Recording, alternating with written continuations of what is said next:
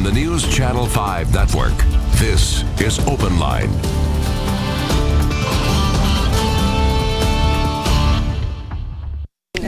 Hello, everyone. Welcome to OpenLine. Very interesting show tonight. We are talking about prison sentencing reform, specifically involving the 51-year life sentence. So Tennessee has 2 life sentences. One, you have no chance of parole. One, you have a chance of parole after 51 years.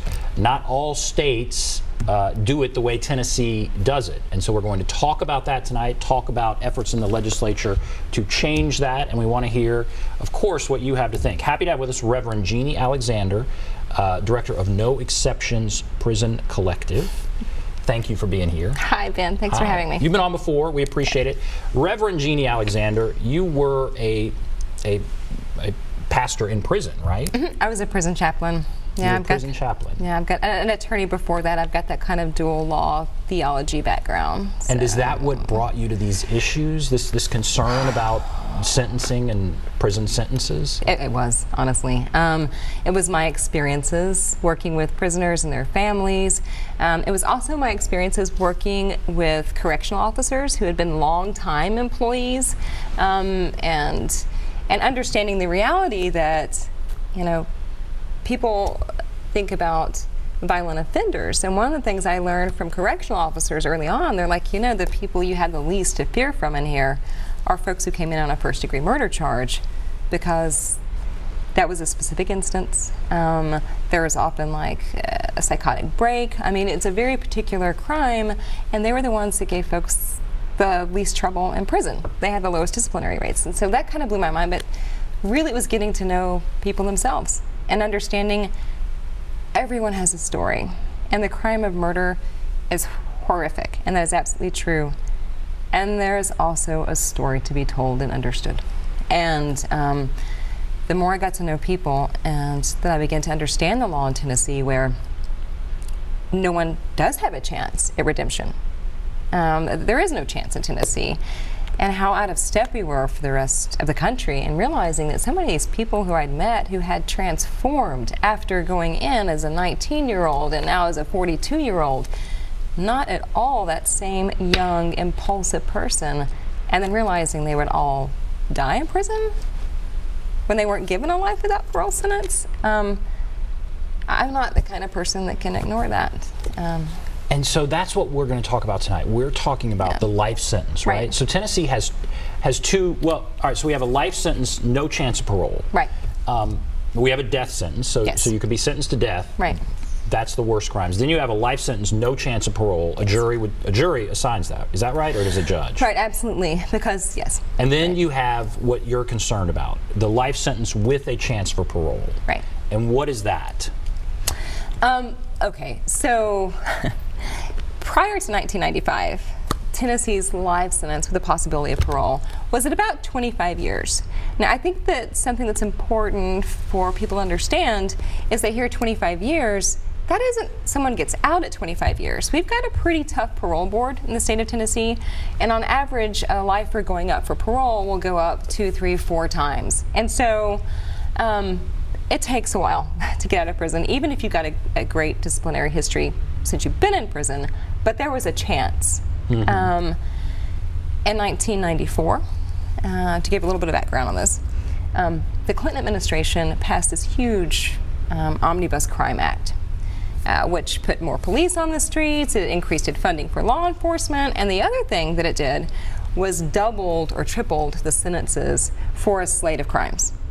And you'll recall, I mean, infamously now, like language like super predator. I mean, we remember Hillary Clinton saying that. And but the reality was, it wasn't actually responding to a public safety crisis. That just wasn't the reality. And so when we changed the law in Tennessee 1 year later in 1995, it was due solely to the fact that the federal government was offering funds to states if they would implement their own truth in sentencing. That's what it came under, truth in sentencing. Correct. And there was a bunch of money from the federal government. The federal government passed this this prison reform, truth in sentencing, and so suddenly Tennessee can afford to keep people in prison longer. Except that it can't. And except that, you know, and I laugh, and I don't laugh because there's nothing funny about this, but it's just absurd. I mean, it can't for a couple of reasons. One, because the federal funding dried up in about 10 years. It only lasted 10 years. Exactly. Right? I mean, this is what federal funding does. It dried up in about 10 years. And a lot of other states began to realize this is not tenable.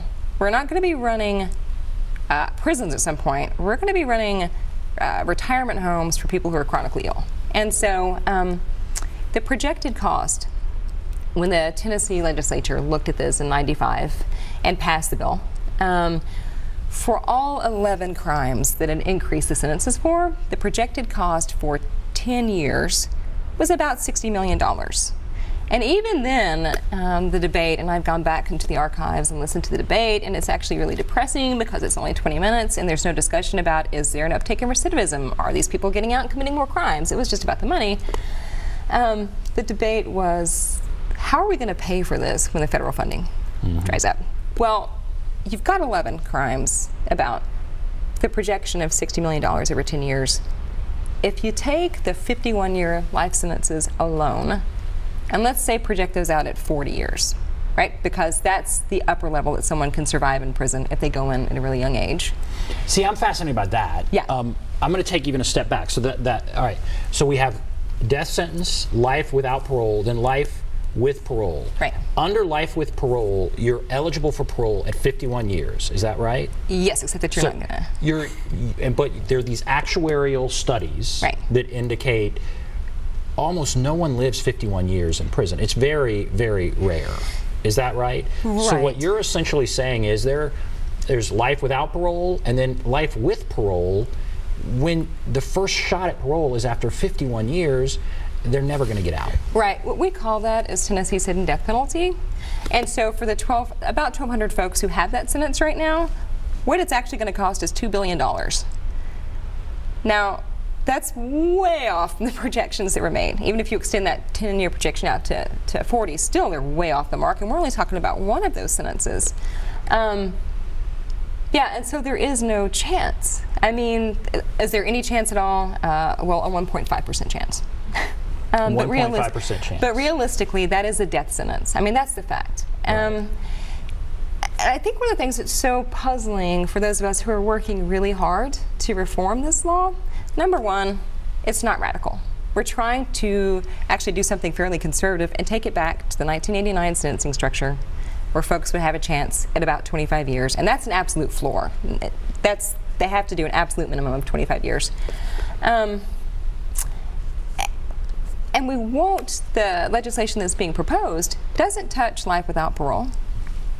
Doesn't touch the death penalty. So a really bad crime, you could still give the death penalty, life without parole, or now life, but it would be with a chance for parole at 25 years, is what you would propose. Right, and yes, exactly. And so this doesn't take away any tools from prosecutors, but what it does mean is that if a prosecutor wants to go after a life without parole sentence, they're going to have to prove the aggravating circumstances and convince a jury of 12 people that this person should get a life without parole. But we have a bifurcated trial system, so a jury will decide if someone is guilty of a first-degree murder or second-degree murder. They'll make the decision, but they won't know what the sentence is going to be until after they've made that determination. So even if they then go for a life sentence instead of a life without, they didn't realize it was going to be 51 years until after they made the determination. So, but that's not just juries. One of the things that we found over the past 5 years is that our lawmakers, by and large, weren't aware of it.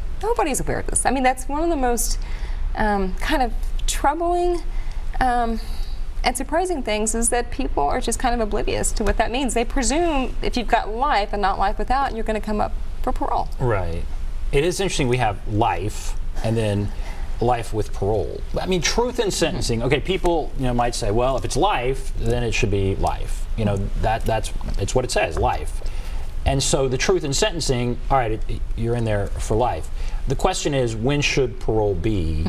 And you're saying at 51 years, there's no chance really that they're going to survive. How many in prison come out? How many people have are being sentenced right now are under a sentence of life with the chance of parole at 51 years? It's about 1,200. About 1,200. Yeah. And has anyone come out? No, because remember, that was enacted in '95. So we aren't even close to the first people coming out. And you know, I go to a lot of parole hearings, and I tend to go to parole hearings that involve people under the old life sentence prior to '95. And it takes a while to get out, but one of the interesting things that I'm hearing from parole board members, they're talking about how that punishment, we contemplate an end to punishment when someone was not given a life without parole sentence, and even if there are, when there are victims there who are protesting the parole, and that's the other thing, they have the opportunity to do that. I've heard parole board members say over and over again, I understand that you're upset, and the fact of the matter is, probably nothing will ever satisfy you.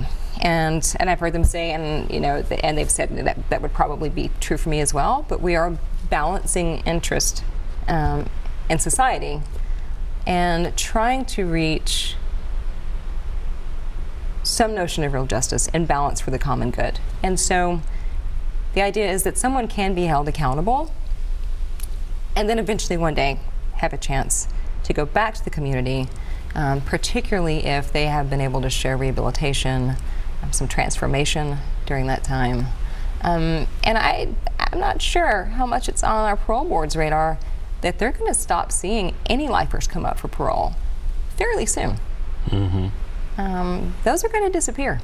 We just saw a major criminal justice reform on the federal level. Right. And because this originated when they changed things here on reform from the federal level that made things more strict, right, this kind of dials some of that back. Do you think that has an impact here on Tennessee? I think that it can, and I think what I've seen now with discussion and like Senate Judiciary Committee and criminal justice, with experts testifying about this, that our lawmakers are interested, even though this is Tennessee, we do it like Tennessee here, and what's happening around us, because it's not like we're just out of step with California. We're out of step with the Southeast region. We are the only state in the country with a 51-year life sentence. We're the only state that We has are the only one. For every other state that has a life with the possibility of parole sentence, the national average is 25 years. The states surrounding us, for life with a possibility of parole, it goes anywhere from 10 years to 30 years. Some of those states have a range, which actually makes sense with the life sentence, because if you're going to get life with the possibility of parole, you're going to look at mitigating circumstances and say, you know what, it doesn't make any sense to give somebody 51 years here because they're never going to get out, but you know, 25, 30 years makes sense. And you know, if I could really quick to go back to your point, you know, truth in sentencing, life means life, except the reality is that it hasn't ever up until now. The life sentence was defined as 60% of 60 years. There was a definition to that, understanding that people age out of crime. And is it going to make sense to pay an additional $1.6 billion for, you know, 26 years more of locking someone up? Are we getting additional public security for that? And the reality is no. And there have been federal studies. Stanford Law School conducted a study where they followed 850 paroled lifers for 15 years, less than 1% recidivism rate, and not for violent crime. What do you think is the argument that has the best chance of getting a result? Is it this is just not right, or is it the money? I think it's both. I think that the money matters because, for example, the bill that we've been working with legislators on for several years now, Chairman Mark White from Memphis has carried that bill and has been a strong proponent. The money is really strong. We are talking about saving the state of Tennessee hundreds of millions of dollars. It's not a small savings, it's very significant, but also what matters. Now, how soon will we see that savings? That's over a period of time, right? So the sentencing project in DC has looked at Tennessee's 51-year life sentences, and their projection over about 21 years is $700 million. Now, I think we could probably find something to do with $700 million, everything from rehabilitation to significant and real drug programming in our prisons, to victims funds, to funding our court systems better. I mean, that money could truly go towards something that would go to public safety and restoration of communities. You know, I mean, and so I think the argument is that what we are talking about, crime impacts an entire community. And if you look at something from a restorative justice perspective, which is something that actually Representative Jeremy Faison, another Republican, has called for very recently in an op-ed piece that he wrote, restorative justice looks at the harm done to the community, wants to understand how to heal that harm, how to answer to that harm, how to hold someone accountable, because no one is saying that someone shouldn't be held accountable, but then how to restore the community eventually when that's possible. So you have the argument with the money. Yep. You have the argument that states around us don't have this life with parole set at 51 years. Correct. And then there's this emotional argument that and we're going to go break after this, but I want you to answer this because there might be people that are going to ask this. And it's that truth in sentencing, and it's that the victim's family who stands up and says, you know, so and so is sentenced to his life in prison, and I want him to spend life in prison. And so how do you get past that? What do you say to people that say, well, if it's life in prison, it should just be life in prison? Because there is a reason why we don't allow victims to set the sentence for a crime. There is a difference between justice and vengeance. And that, you can never undo that harm, right? You're never going to bring back someone who is dead. The question is, what is in the best interest of society? Is it in the best interest of society to continue to hold people for an additional 26 years in a prison at an incredibly high cost when that person is no longer going to present a threat to the community and in fact could give back to the community? I work with a number of lifers who were paroled under the old sentence, and they're doing really extraordinary work with youth and in schools and in different programs and projects around the city. People want to give back, and there's great value in restoring community and redemption.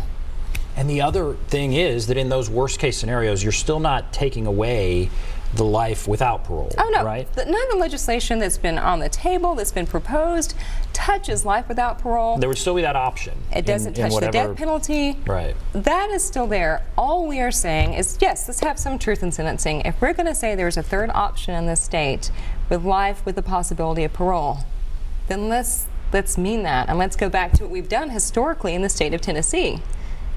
Which was the average of about 25 years before you come up. And again, it's a chance. If someone has a record, trust me, in a Tennessee prison system that indicates there's violence, they've got a high number of disciplinaries, they're not getting out. And in fact, a lot of them with really spotless records, due to seriousness of the offense, aren't getting out again until after they come up like 4 times. But let's give people a meaningful chance. All right, we're going to take a break. If you want to call in, there is the number, 615-737-PLUS, 615-737-7587. If you're on the line, hold on. We'll take calls when we come back.